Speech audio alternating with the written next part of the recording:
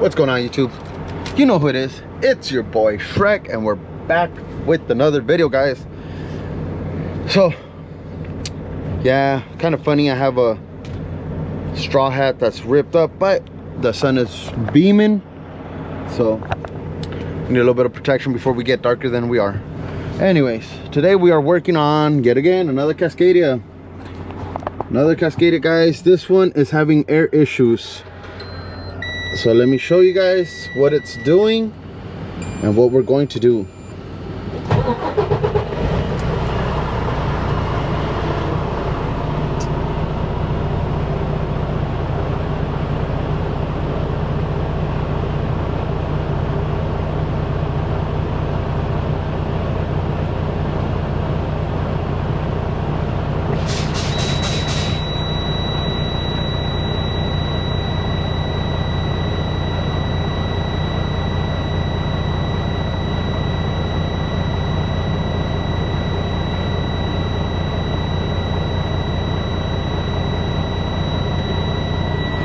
So as you can see, the air's building up, but very, very slowly. Let me show you guys what happens when I give it some gas.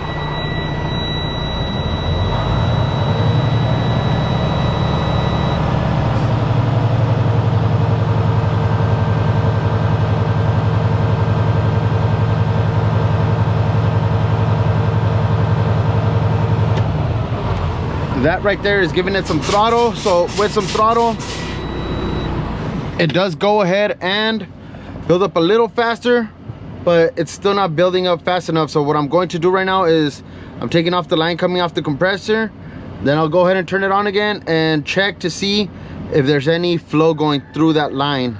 So that's happening right now. So this truck had a failure on the road a while back where the line coming off the air dryer and the compressor, something happened. So we had a road call. Someone on the road, the repair people, went ahead and just ran the line straight from the compressor. So I'm going to remove it off the air dryer right here using a 1-inch wrench. This one makes it easier. It's at an angle, and it's this one right here.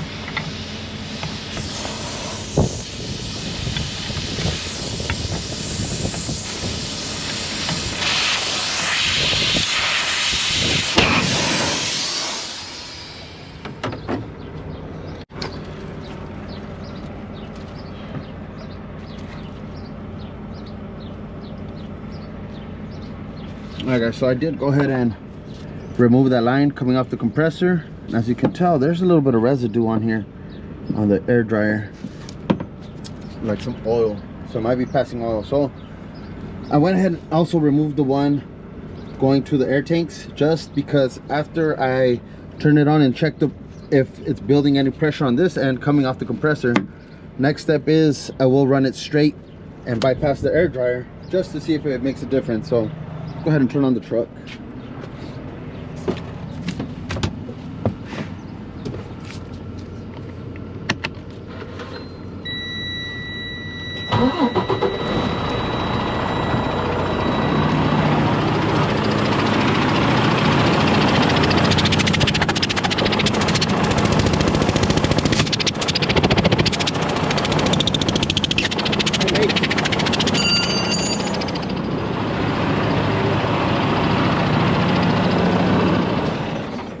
So it is pumping air. Didn't feel too strong, but it is pumping. So let me go ahead and bypass the air dryer, hook it up directly to the tanks, from the compressor to the tanks, just to see if that makes a difference. So that right there is a bypassed air dryer, basically canceling it out. Sometimes air dryers do fail, might be the case this time. So we go ahead and bypass them just like this, just to get them back to the shop, get them out of the way. get them back on the road, finish what they got to do, and fix it properly.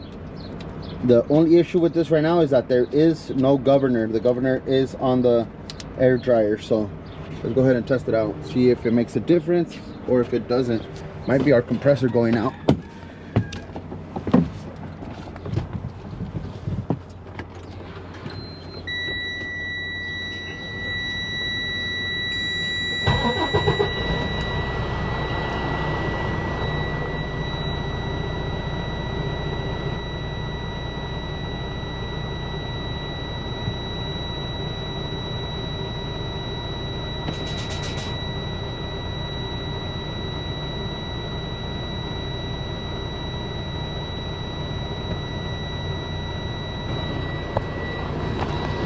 As you can tell, it's still building up really slowly. Let's see if I give it some throttle, see if it helps it out.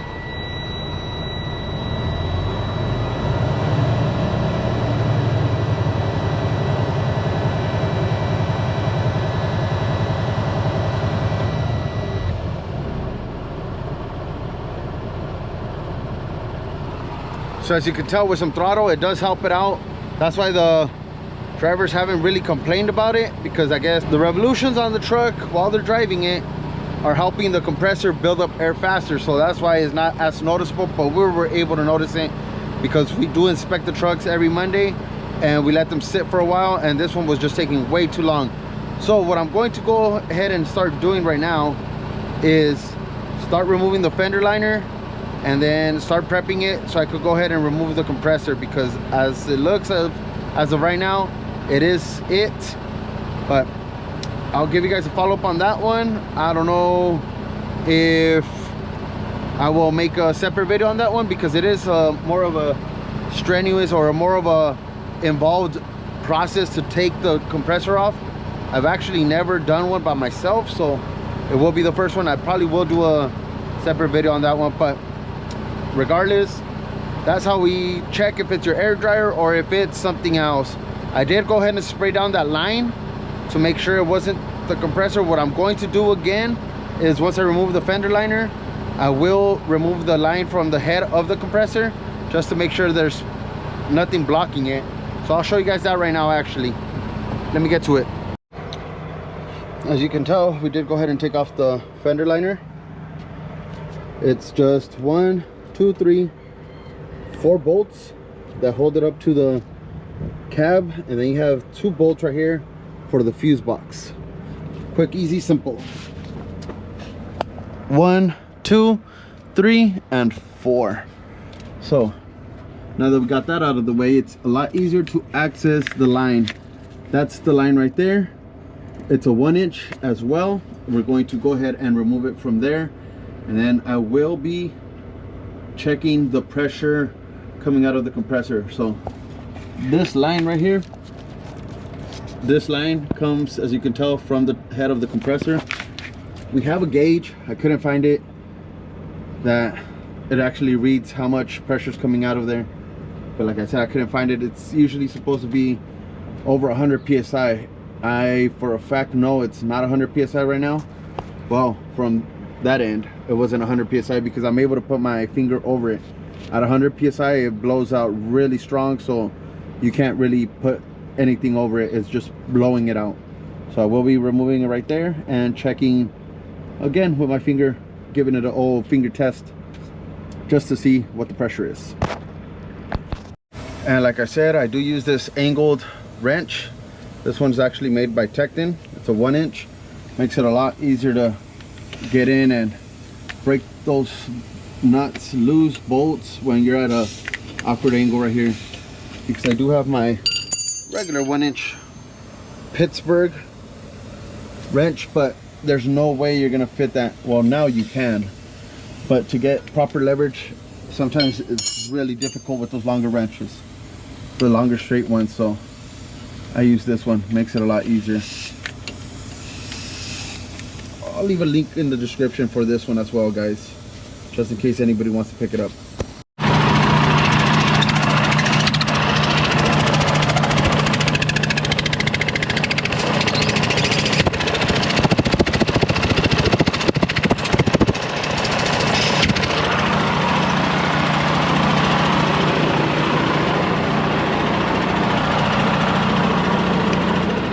That is definitely not over 100 psi, guys.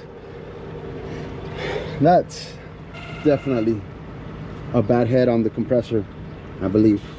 So next video I will be taking off. Not sure if I'll show you guys exactly what I do or how I go about it, just because like I said, I've never done one by myself. This will be the first one, but it should be pretty straightforward. We've done the power steering pump, which is right in front of it. This should be a couple more bolts and it should come out. So that'll be the next video possibly, or a couple of videos from now. But for now, that's going to be it, guys. That's how I check the air system on trucks when they're not building air. Some of the things I go about to check them, actually. We do bypass the air dryer. Like I said, I check the lines, everything, make sure that they're not clogged. And then finally I check the air coming off of the compressor. Like I said, we do have a gauge somewhere. I just can't find it. But finger test, that's all you really need. We'll show you guys a good one, but we don't actually have any good ones here right now. They're all broken down, to show you guys that it's really hard to put your finger on top of, or on the line, on the end of the line from the compressor. But anyways, guys, that's gonna be it for this video. That being said, guys, like always, oh, one quick thing, what do you guys think about these shirts? This is actually a sample that I just got dropped off right now. Let me put it right here.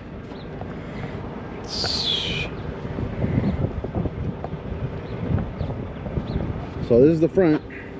You know, my company is my diesel repair company.